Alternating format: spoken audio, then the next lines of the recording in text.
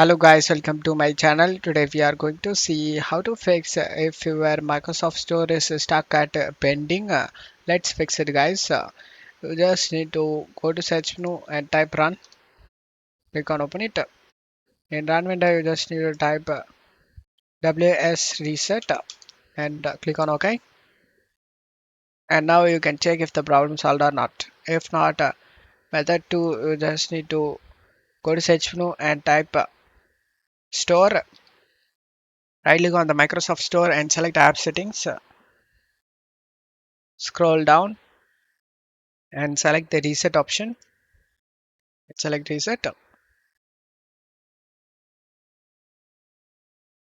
After getting reset done, check if the problem solved or not. If not, method 3, go to search menu and type check for updates. Click on open it. Select check for updates, and if you have any pending update listed out here, then you just need to update it and make your operating system up to date. After doing it, check if the problem solved or not. If not, method 4, you just need to open up store. Select the profile icon and select sign out. After signing out, just restart your PC. After restarting your PC, you can sign back in and check if the problem solved or not. If not, method 5, you just need to go to search menu and type settings. Click on open it. On left side, select time and language. On right side, select language and region. In country or region, click on the drop down and change to another country. For example, I am in India, so I'm gonna change it to US, United States. After changing it, you just need to restart your PC and after restarting, check if the problem solved or not.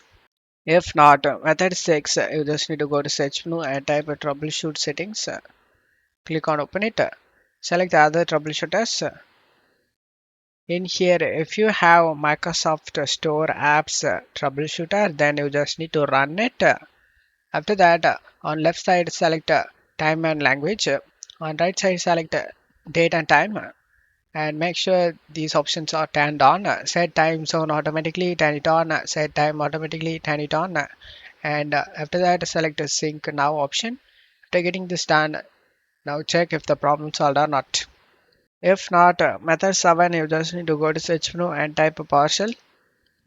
Right click on the Windows PowerShell and select Run as Administrator and select Yes. Check my video description for this command. Just to copy and paste it and press enter. You just need to wait for this command to get completed. After getting done, just to close stuff here and restart a PC, and after restarting, your problem should be fixed. Don't forget to leave a like guys. Thank you.